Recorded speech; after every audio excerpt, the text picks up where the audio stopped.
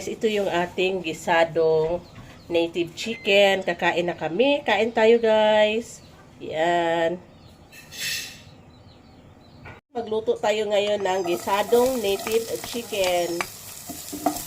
Bumili si Mr. ng live chicken. Kinatay ni Madel. Nandito kasi si Madel, guys.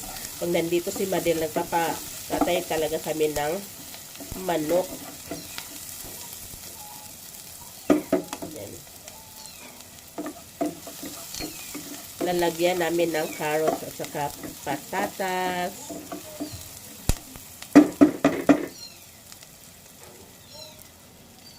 Lagyan natin ng asin ang ating lang pala. Pakuksan pa natin itong ating karneng manok. Kasi guys. Oh, yan. Lamig manok ka, ma? Lamig.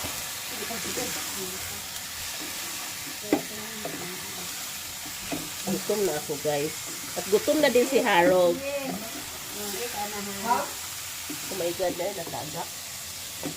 Tagak, ma? Huwag na yung natagak. Ada. Ito yung tinatawag na pakuksan, guys. Yan ang pahubason at sabi na po ng pahubason. Patuluin natin yan. Naglagay tayo, of course, ng suka. Mamaya na, wait. Gisa ko muna. Ay, sa Tagalog pala, isang kutsa. Manar, bay atay at tumadugangi, mabe.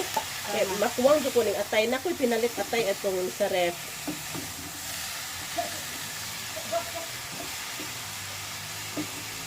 Then, maglagay tayo ng suka, guys. Mas talaga itong suka para mawala yung langsa. Hindi naman to aasim pag di nyo ginalaw or di nyo hinalo until mawala or maluto yung ating suka. Ganyan lang talaga yan. Then, wag nyo ding takpan.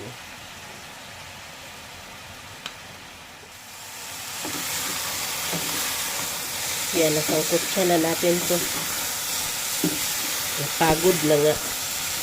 Then, sabawan na natin para mapalambot ang ating karne.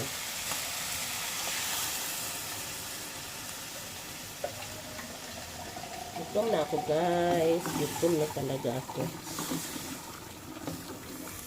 Oh my God. Nakalimutan ko palang tuyo.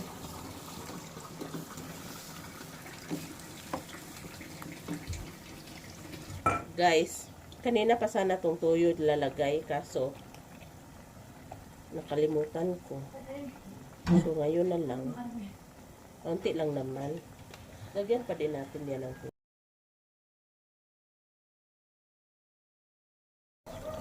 So, time na, guys, na nilagay natin itong ating carrot sa patatas.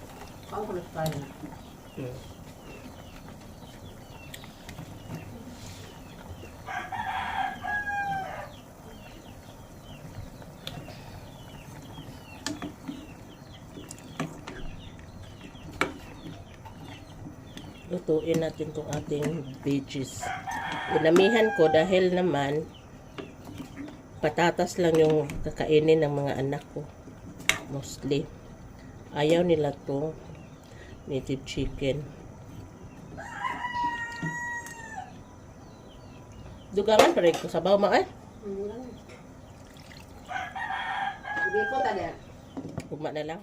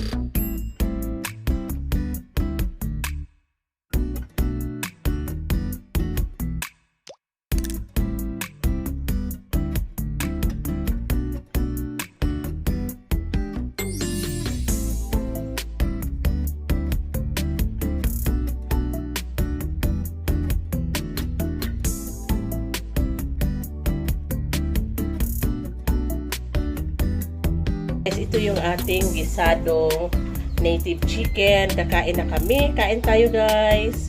Yan.